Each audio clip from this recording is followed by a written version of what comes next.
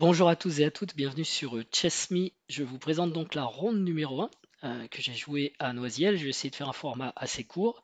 Ronde numéro 1, je joue contre Arthur, 2343, maître feed, avec les noirs. Bon, je m'y attendais puisque j'ai un des classements les plus bas du tournoi, donc je m'attendais à rencontrer forcément un joueur plus fort. Je suis pas forcément stressé puisque mon but c'est d'être décontracté, donc je fais tout ce qu'il faut pour être décontracté. Par ailleurs, la dernière partie que j'ai jouée en compétition, c'était contre un joueur qui avait à peu près le même classement Elo et qui de surcroît était maître international. Et avec les noirs, j'avais réussi à faire nul. Donc ok, je sais que c'est un peu différent sur la première ronde, faut se mettre dans le bain. Et sur le tournoi précédent, j'étais à fond et la dernière ronde, j'étais surmotivé. Donc c'était très différent quand même, mais j'y vais sans crainte, quoi. Et puis, même si je commence avec les noirs, j'aurai peut-être donc plus souvent les noirs que les blancs dans ce tournoi, je me dis que voilà, j'aurai peut-être l'occasion d'avoir les blancs face à des adversaires un peu moins forts pour tenter ma chance. Alors vous le savez si vous suivez la série, je vous montre pas les tout premiers coups parce que les ordres des coups, etc., ça peut être important. Et d'ailleurs, j'ai découvert à Bois-Colombes que vous êtes de plus en plus nombreux à suivre la chaîne, et certains, dont même Arthur, que je salue d'ailleurs au passage, dont même Arthur, suit la chaîne et du coup a peut-être joué une ouverture un peu différente de ce qu'il aurait joué s'il n'avait pas su ce qui se passait sur mon répertoire. Donc ça c'est marrant. Je salue au passage Arthur, disais-je, oui, parce que d'abord, il a déjà mis un commentaire sur une des vidéos précédentes que j'ai faites. C'est un très fort joueur, il dit suivre la chaîne, donc pour moi c'est une grande fierté. Et par ailleurs, les échecs, c'est aussi ça, c'est quelque chose de très humain. Et Arthur fait partie de ces gens qu'il est agréable de rencontrer, avec qui on peut tisser facilement des liens. Et donc, comme souvent en fait, hein, les joueurs d'échecs sont des gens plutôt intelligents et socialement c'est assez intéressant. Voilà. Donc je sais qu'il va regarder la vidéo, alors je vais faire attention à ce que je vais dire. Mais je vais pas, je l'ai analysé en profondeur pour moi. Ici, je vais juste vous présenter la partie sans aller trop en profondeur. Alors, surtout dans l'optique du bilan, hein, je vous le rappelle, c'est-à-dire comment capitaliser sur ces parties de compétition. Je vous montre pas donc les tout premiers coups, disais-je, mais néanmoins, vous pouvez presque les deviner parce qu'on va s'arrêter très très tôt. Je vais vous amener à cette position d'une défense qu'on appelle la Bogo indienne. Et alors c'est amusant parce qu'elle est dans mon répertoire depuis plus d'un an. Et malgré 200 parties filles de jouer, c'est la première fois que je l'ai rencontré ici, contre Arthur. Autant dire que j'étais un petit peu fébrile parce que je savais pas trop ce qui allait se passer. Et dans cette position, j'ai joué le coup qui est dans mon répertoire et qui est C5. Au passage, c'est pas le meilleur coup, loin de là. Donc, je ne sais pas si ça vous arrive, si vous appuyez sur des bases de données, ou là en l'occurrence, j'avais pris un joueur modèle pour certaines ouvertures avec les noirs. Et mon joueur modèle, j'ai peut-être pas trop vérifié, quoi. Et même le module n'aime pas ce coup, donc on peut, même si c'est un coup joué quand même, hein, il a été joué plusieurs fois, mais d'ailleurs on le voit en dessous, il y a encore pas mal de parties. C'est pas le coup qui donne le plus, si on revient un coup avant, euh, voilà, qui donne le plus de chance aux noirs, vous voyez. Bon, de toute façon, dans cette position déjà au départ, on voit que les noirs sont pas terribles. Alors pourquoi je vous montre la position presque au départ? C'est parce que là, j'ai détecté en fait un problème dans mon répertoire. J'ai une ouverture qui me laisse très très peu de chance de m'en sortir correctement. Alors peut-être des chances annulantes quand même, mais bon, quand on joue des Open, on a envie de gagner des parties aussi, et là, ça va pas, quoi. Donc c'est quelque chose qui de toute façon va être modifié dans mon répertoire. En gros, on est au quatrième coup de la première partie, et j'ai déjà une résolution pour les 2 mois qui viennent et pour la préparation du Green Cup. Donc je joue ces 5 coups de mon répertoire, qui est plutôt douteux en fait. Euh, Même s'il a été joué par des forts joueurs, ici on joue plutôt. Il y a B6 qui est possible. Euh, En fait, tous les coups qui vont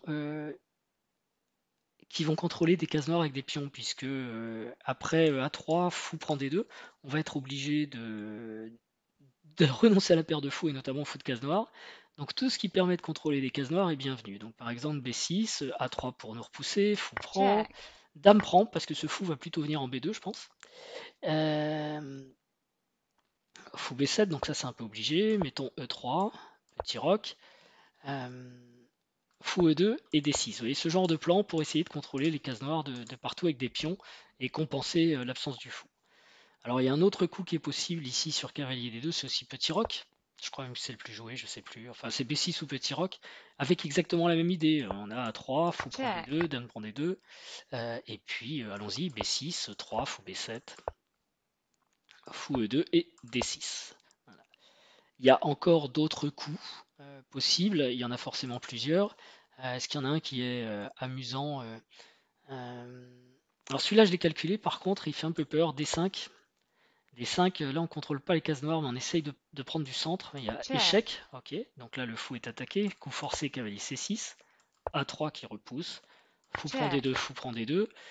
Et maintenant, faut progresser. On risque de se retrouver assez vite avec un pion isolé. Bon, l'ordi aime bien des coups comme cavalier E4 et E3 par exemple. Et les blancs n'ont pas de problème ici en fait, hein. Ils vont même être mieux développés que les noirs, je pense. Il y a encore un coup, si on veut aller sur les cases noires, et puis après je vous laisse avec ça euh, plus vite, que je trouve moi assez intéressant. C'est D6 tout de suite. Alors on prend pas le risque d'aller jusqu'à D5. On dit pas encore ce qu'on va faire avec le fou D7. D'ailleurs, on lui ouvre même, enfin avec le fou C8, on lui ouvre même de nouvelles perspectives. Et par contre, on vient déjà se positionner sur des cases noires. Et après A3, fou D2, toujours check, pareil, dame prend D2. A5, on empêche B4, on a le temps de faire ça. Donc du coup B3 parce que le fou veut venir là vu que la dame est venue en D2. Petit roc fou B2, tout ça c'est assez normal. Cavalier BD7, nouveau contrôle des cases noires, et on n'a toujours pas dit ce qu'on faisait avec lui. Ça peut continuer, E3, Dame E7, ok, toujours contrôle des cases noires. Donc voyons, là c'est vraiment le jeu à fond sur les cases noires, euh, pour combler l'absence du fou, quoi. Fou E2, B6, case noire, petit roc, fou B7, et bon, c'est une position que je trouve intéressante. Mais maintenant, vous l'avez vu sur les 3 ou 4 variantes, c'est intéressant aussi. Dans un début, quand il y a un truc qui cloche ou que vous avez l'impression que vous êtes mal, essayez de regarder les autres coups, s'il y a des autres coups qui vous donnent plus de perspective. Et là, moi, tout ce que je comprends de la position, c'est que dans la Vogo indienne, les noirs renoncent au foot de case noire et ont beaucoup de mal à justifier la paire de fous, quoi, l'absence de paire de fous. Du coup, j'ai une question pour vous. Si vous êtes un joueur de Bogo indienne et que vous rentrez dans ces schémas, l'un ou l'autre, merci de me dire lequel, pourquoi et en quoi ça vous donne un avantage. Parce que moi, franchement, là, j'ai pas du tout été convaincu par cette ouverture. Bon, en plus, avec ces 5, je joue pas le meilleur coup, mais bon. Ok. Donc, mon adversaire a joué à 3, fou prend D2, check, et donc là, il a joué fou prend D2. Il n'a pas joué dame prend D2. Donc, ça, c'est plus curieux. Dame prend D2, c'est plus classique, puisque, comme on l'a vu, le fou veut venir sur cette belle diagonale, en fait. Mais ok, c'est pas une erreur, et d'ailleurs, si on regarde en dessous, c'est même, enfin les deux coups sont joués à peu près aussi souvent. Donc fou prend D2, ok. Il peut trouver une belle case en C3, après tout, il n'y a pas de problème, hein. Et puis comme ça, la dame, elle reste sur les cases blanches, ou d'ailleurs, elle peut me poser des problèmes si par hasard je bouge le pion D. Ok. Donc ici, c'est à moi de jouer. J'ai ce pion qui n'est plus défendu.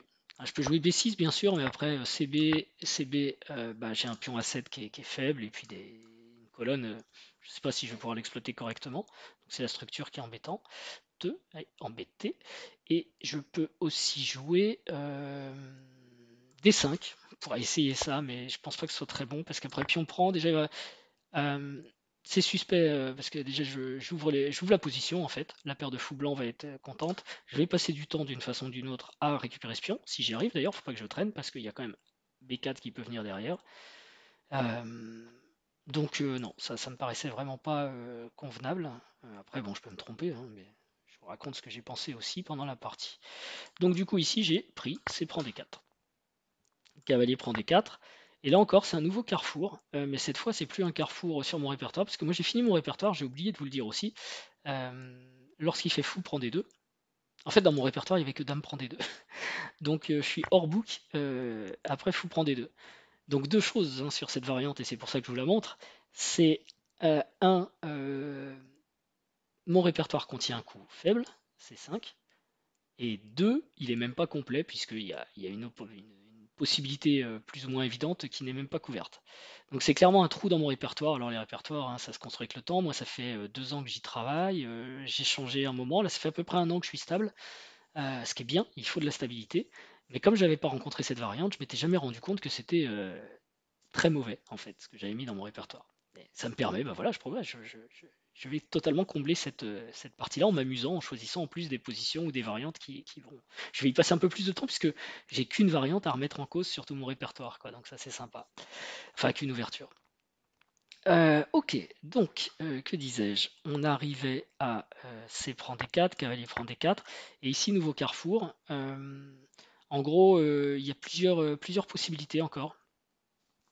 On peut jouer cavalier C6, mais là, j'aimais pas trop cavalier B5. Euh, et il y avait même pire que cavalier B5, qui avait... enfin, je peux montrer, si je joue cavalier C6, il y a cavalier prend C6 aussi. D prend C6, C5. Boum. Ça, c'est embêtant. Ou B prend C6, C5. Hein, c'est dans tout le... Pardon, d'ailleurs, c'est peut-être même plus embêtant comme ça. Voilà. Sur D prend C6, il y aurait plutôt fou B4 qui est embêtant. Voilà, on rock pas, hein, et on est très embêté. Je peux faire dame Ok. prend, tour prend, mais ça m'inspirait rien du tout. Donc, les inspirations, rien du tout, pas bon. D5, qu'Arthur m'a proposé en post-mortem, est pas mal. Même si ça ouvre la position, ce qui va me poser un problème à cause de la paire de fou blanc, hein, mais voilà, c'est prend D5 et dame prend D5, pas bête du tout. On attaque le cavalier, à la limite on va le tenir avec E3, ce qui me laisse le temps de roquer. Peut-être fou B4 après. Euh, la tour est attaquée, il faut la mettre en E8. En E8 parce que en D8 il y a un petit problème, hein. Si on joue tour D8, je sais pas si vous voyez le problème, fou E7. Et là, le roc va sans doute exploser. Même si les blancs peuvent choisir de garder leur paire de fous, hein. Mais bon, c'est une possibilité de plus pour eux. Donc, tour 8, disais-je, et cavalier B5 qui menace ici, cavalier A6 pour protéger. J'aime pas du tout ce genre de position. Lui, il va jamais bouger. On peut pas vraiment chasser le cavalier. Il va jouer A4 un jour, et puis le cavalier est là pour toute sa vie, en fait. Ou alors, il va falloir donner le fou, je sais pas. Donc, c'est pas. Et puis, si on échange. Bon, enfin, bref. C'est pas une super position pour les noirs. J'allais même dire si on échange les dames, il y aura des coups comme cavalier D6 avec des attaques de partout. Donc ce sera très compliqué à jouer. Peut-être même une tour qui arrivera plus se cacher des deux fous, quoi. Donc D5 finalement pas si simple. Et j'ai joué un coup qui est bizarre, qui finalement n'est pas si mauvais. C'est A6. Ça ressemble un peu à ce qu'il y a dans les structures Paulsen que je joue, donc j'étais intéressé par ce coup. Ça enlève toutes les possibilités de cavalier B5. Et donc je vais pouvoir m'occuper de mon développement après. Ok. Bon, A6, ça va encore. Mais vous voyez que les blancs ont déjà, à la sortie de l'ouverture, un bel avantage, quoi. G3. Donc moi je pensais plutôt à des coups comme fou B4. Mais sur fou B4, bah, c'est pas tellement évident parce qu'il faut éviter fou D6 aussi. Donc j'aurais peut-être joué un coup comme D6 moi-même. Euh, et après,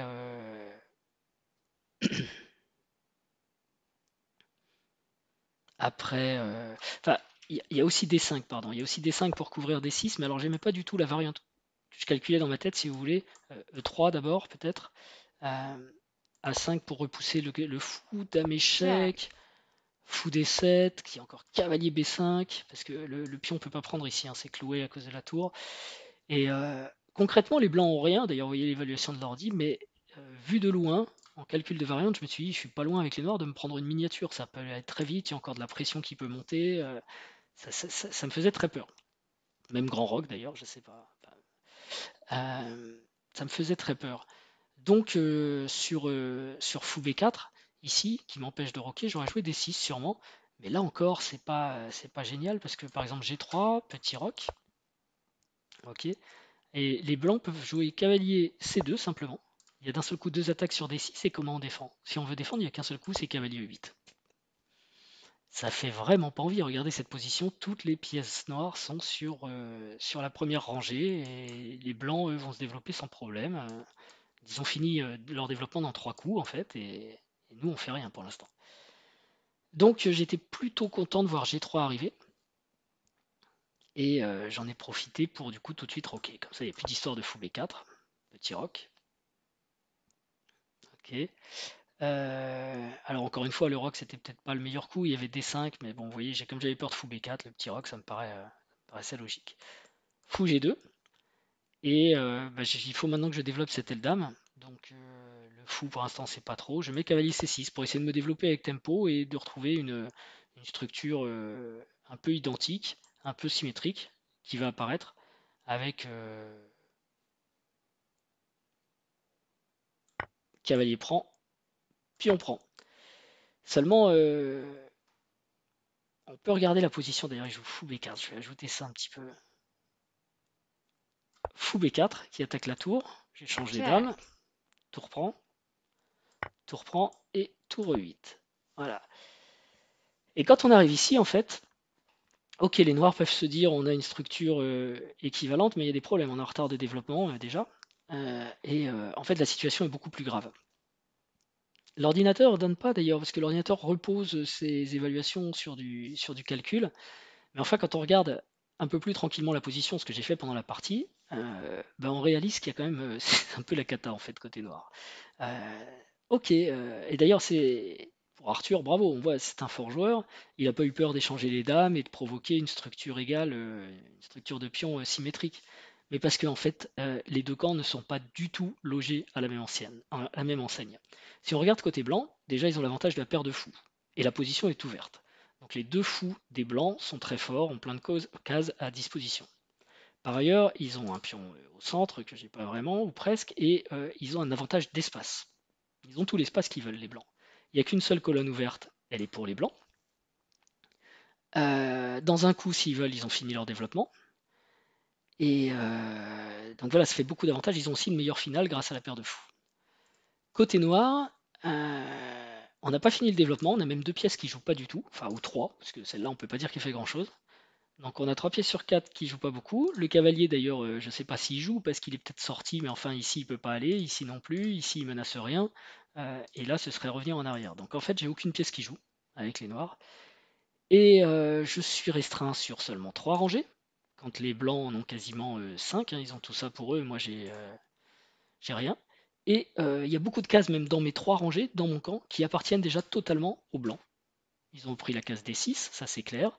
C'est un gros gruyère, ils prennent quand ils veulent la case. Enfin, toutes les cases noires en fait dans la position, dans ma position, appartiennent aux blancs en fait. Donc c'est la cata.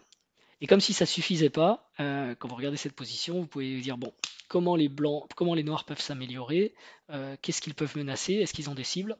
Aucune cible, rien à attaquer. C'est quoi? C'est ça qui est faible. C'est comment je fais pour l'attaquer? Je peux pas. C4, ce sera facile à défendre avec B3. Donc aucune cible dans la position blanche. Donc c'est la cata. Pour moi, j'étais déjà très très mal. Pourquoi? Ben parce que mauvais choix, enfin mauvaise ouverture. Et peut-être pas une super réaction juste derrière, parce que c'est des positions que je connais pas non plus, c'est quelque chose de rare, on ne me l'avait jamais joué, donc j'ai jamais fait trop attention à ce truc-là. Du coup, ben voilà, on paye le prix d'entrée de jeu. Maintenant, la partie n'est pas finie. Ok, c'est un constat, j'ai un désavantage, et ben c'est pas grave, je vais jouer et puis on verra après. Donc, seulement c'est pas à moi de jouer, donc je vais pas jouer tout de suite, c'est Arthur, et en plus il suit ici par un bon coup, je sais pas si vous trouvez son idée. Alors c'est pas forcément un coup qu'adore l'ordinateur, mais d'un point de vue humain c'est génial, moi je trouve ça très bien. On serait sûrement 500 à jouer petit roc, ou peut-être E4 dans certaines variantes, ou E3. Et en fait non, il joue roi des deux. Et roi des deux, c'est un bon coup parce que tout simplement, on voit que le roi, bah, il va venir ici, quoi. Il vise la case B6.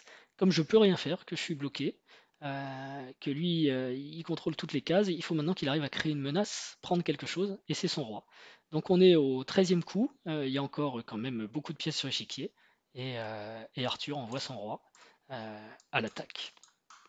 Aucun jeu de mots ici, messieurs, merci. Donc, faut que je réagisse quand même.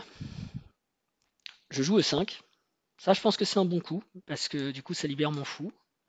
Et en plus, je prends contrôle d'une case au centre. Je suis content. Même deux d'ailleurs. Euh, ok, puisque E5 maintenant il est vu aussi par la tour. E5, ok. Roi C3, peut-être un peu d'empressement, parce que ici, j'aurais peut-être pu jouer A5 pour empêcher le roi de passer, compliquer un peu son trajet et avec tempo. Donc je sais pas, il peut suivre par exemple fou D6. Et alors bon, il faut beaucoup d'imagination pour le trouver. Là, ça menace de prendre ah non, il n'y a pas de mode du couloir d'ailleurs. Donc ça menace pas vraiment de prendre, ça menace pas grand chose. Mais il y a un coup qui est intéressant, c'est E4. Parce que ça empêche le pion de bouger. Et donc maintenant qu'il est fixé, je vais peut-être avoir du cavalier G4.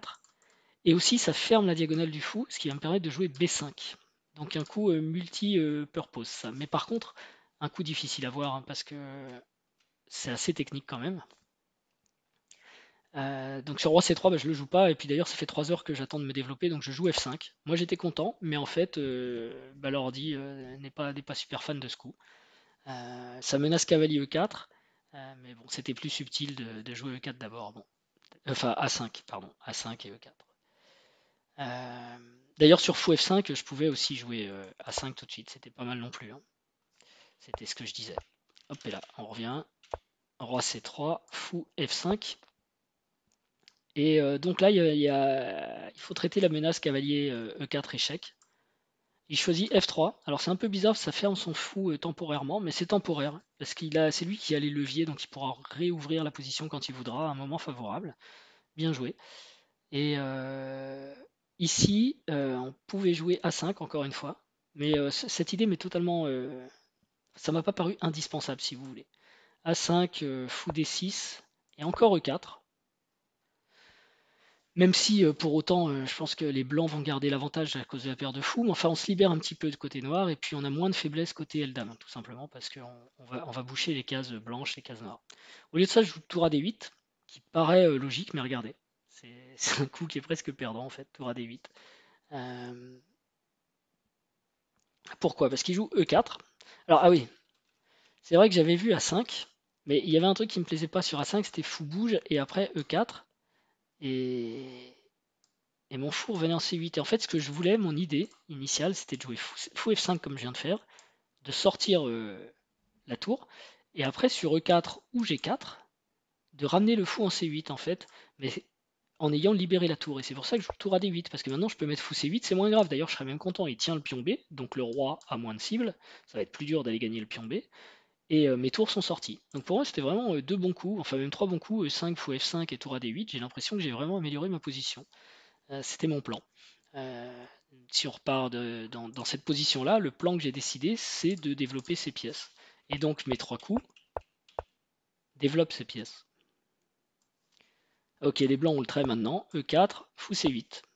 Et pour moi, ça allait à peu près. Le problème, c'est qu'il y a fou A5, qui est pas mal.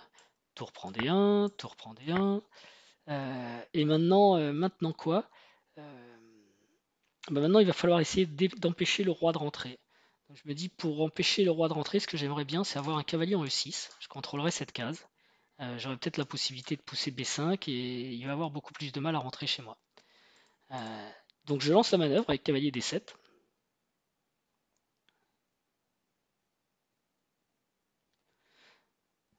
Cavalier D7, fou H3. Donc le fou ressort sur cette diagonale. Alors c'est ce qu'il fallait calculer avant cavalier D7, hein. Est-ce qu'il y a un problème avec fou D8, mais fou prend C8, mais j'étais content parce que initialement en fait j'avais prévu cavalier C5, fou prend C8, tour prend C8 et je me suis rendu compte qu'il y avait B4. Le cavalier est obligé de partir certes là où je voulais, mais la tour rentre et ça c'était pas très bien. Et je me suis dit, je comptais là-dessus en fait. Je me suis dit peut-être que lui c'est ce qu'il va calculer et il va jouer fou H3 pour échanger et du coup il aura plus de paire de fous. Et c'est ce qu'il fait donc je suis content. Cavalier F8, c'est le coup que j'avais trouvé et c'est pour ça que j'ai joué cavalier D7 parce que je me suis dit ok mais il pourra pas me repousser rentrer sa tour en D7 parce que mon cavalier va continuer à contrôler la case D7. Donc fou prend, tour prend. Et quelque part, les blancs ont perdu leur paire de fous. Donc j'ai réalisé un de mes objectifs quand même, c'était leur enlever la paire de fous. Par contre, j'ai toujours ces trous sur case noire, et j'espère que mon cavalier va réussir à défendre les cases noires. Le petit problème que j'ai, c'est que mon cavalier, pour l'instant, il défend une case blanche qui empêche la tour de rentrer sur la septième. Et tant que j'ai pas réglé ce problème, je peux pas m'occuper des cases noires, quoi. Donc un peu une surcharge du cavalier. Il pourrait demander à la tour de l'aider, mais comme il y a le fou qui contrôle C7 et D8, il va falloir faire tour E8, tour E7, et le résultat n'est pas garanti. Il va y avoir du tour D8 en face. Compliqué tout ça. Donc en attendant, c'est très au blanc. Il joue fou B6. Je pense qu'il libère une case tout simplement pour pouvoir rentrer son roi. Une fois que son roi sera en A5, il n'aura plus qu'à enlever le fou et il pourra jouer roi B6. F6.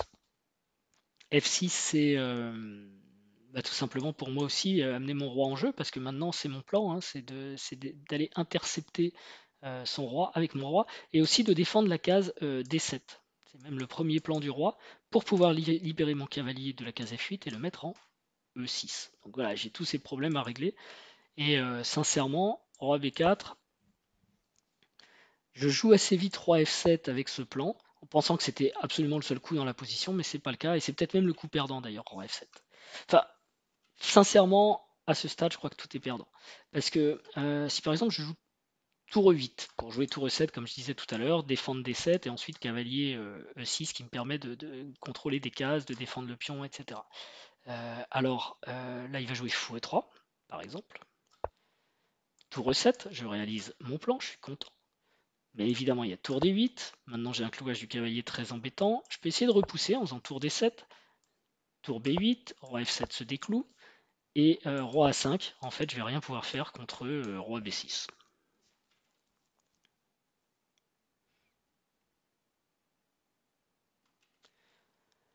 Autre variante, peut-être possible, c'est cavalier E6 tout de suite. Là, c'est la variante, on va l'appeler du grand risque, puisque c'est tour rentre en D7. Alors ok, il y a ces menaces-là, mais je peux avoir du contre-jeu avec cavalier G5, et j'attaque ici.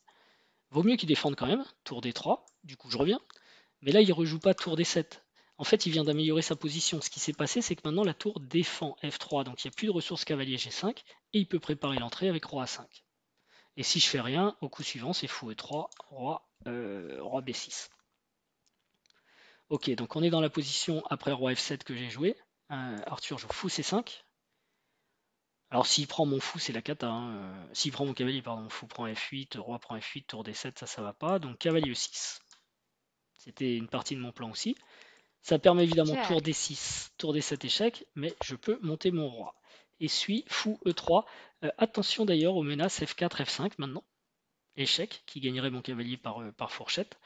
Ou même si je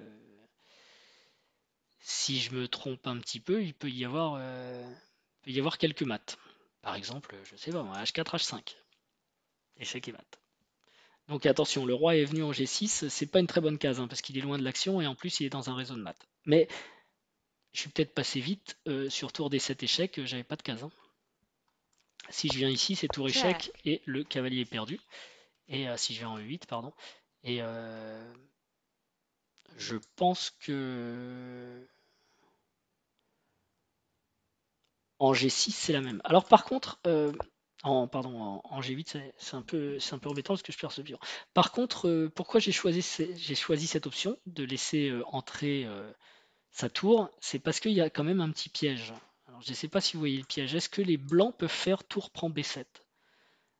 C'est toute l'idée donc la variante, vous voyez, je passe un peu vite, mais euh, quand je joue roi F7, j'ai quand même calculé tout ça. Parce que c'est évident qu'on va se prendre fou C5, cavalier E6 et tour échec. Check. C'est évident que tout ça nous pend au nez. Et donc il faut être sûr de ne pas perdre le pion ici. Mais j'ai trouvé une ressource, enfin il y a une petite ressource tactique qui tient le truc. Donc si vous voulez chercher, mettez sur pause et sinon je vous montre. Si malheureusement tour prend B7, il y a A5. A5 Check. échec, le roi est attaqué. Roi prend A5 et cavalier prend C5, on a gagné le fou. Et là, d'un seul coup, les noirs sont gagnants. Enfin, bon, il y a encore à traiter ces pions, c'est pas forcément évident, mais enfin, les noirs ont l'avantage indiscutable.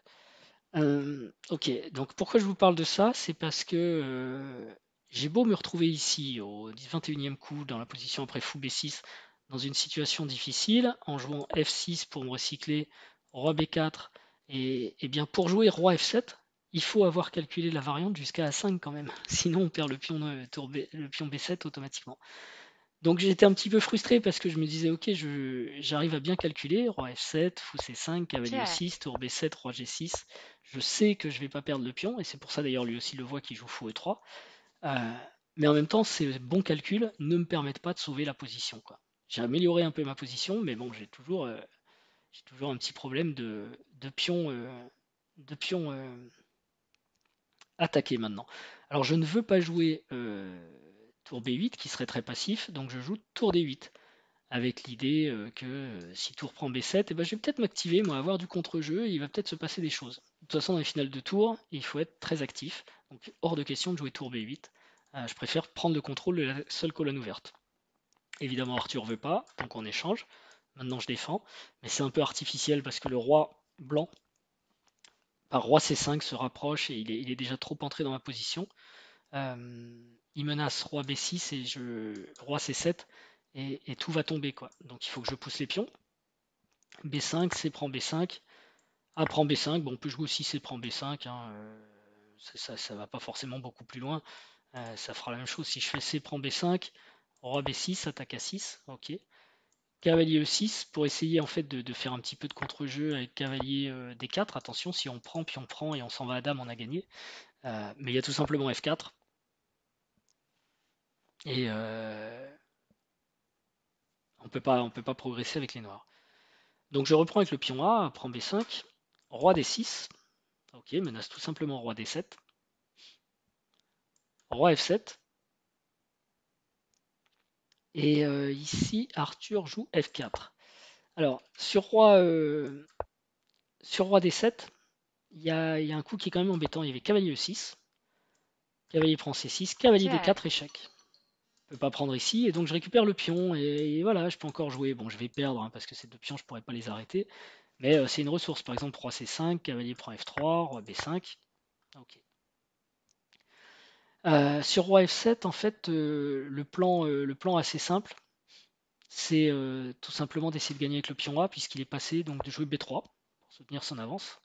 G6, parce que je sais pas quoi faire. Fou B6, attaque le cavalier, ça c'est grave, donc il faut défendre, roi E8.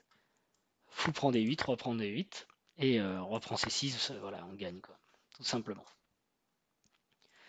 Bon, Arthur joue F4, hein, pour essayer de limiter tout contre-jeu. J'ai pas trop le choix ici, puisqu'il menace de prendre ce pion, hein, il est attaqué 2 fois, donc je prends. G prend, et roi E8 pour empêcher roi D7. H4. Alors, il joue H4 en fait parce que je menaçais G5. C'est mon idée, hein, c'est d'essayer de faire un pion passé. G5, pion prend, pion prend.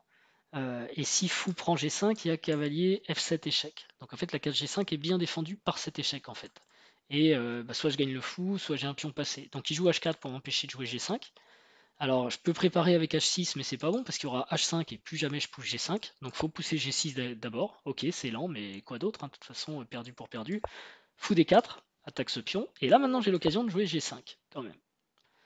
À noter que si je jouais roi F7 par exemple pour défendre ce pion, bon, il y a toujours du roi D7 qui doit traîner, mais F5 tout simplement, fige la faiblesse. Et même si j'arrive à faire un pion passé ici, je pense qu'il ira pas très loin après G5, H5, G4. On peut jouer fou F2 par exemple. Et ça va aller, on va gagner de l'autre côté pour les blancs, tout simplement avec B3 à 4 par exemple, ou roi D7, roi prend C6, roi prend B5. Donc il joue fou D4, et du coup je place mon G5, je suis content. F prend G5, F prend G5, H prend G5, cavalier F7 échec, roi prend C6. Cavalier prend G5, et ok, roi B5 j'ai totalement perdu, mais ça fait un moment que je le sais. J'ai le petit pion H, je peux encore essayer une petite arnaque avec ça. Bon, déjà, il y a un pion qui traîne, il faut le ramasser. Cavalier prend E4, roi C6, H5, pas de temps à perdre. Hein. A4, personne n'a de temps à perdre. H4, A5, H3. Et là, quand même, faut pas se tromper. Faut pas se tromper parce que s'il continue à pousser, par exemple, A6, d'un seul coup, il y a du contre-jeu. Vous voyez, l'ordi propose. Ah non, c'est pas l'ordi. Enfin, c'est toujours perdant si vous voulez. Mais comment ça va se passer? Qu'est-ce que j'avais vu? Je vais, euh, je vais quand même faire une dame, quoi. Hop, H2, A7, dame. Dame. Alors ok, c'est lui qui fait échec en premier, en général, ça doit être gagnant. Faut voir après, bon, je n'ai pas calculé vraiment plus loin que là. Logiquement, avec le pion B2, il doit pouvoir s'en sortir, mais j'ai une découverte, j'ai une dame, et je pense que le joueur avec les blancs n'a aucune envie de rentrer là-dedans. Donc quand je joue H3, il décide évidemment d'arrêter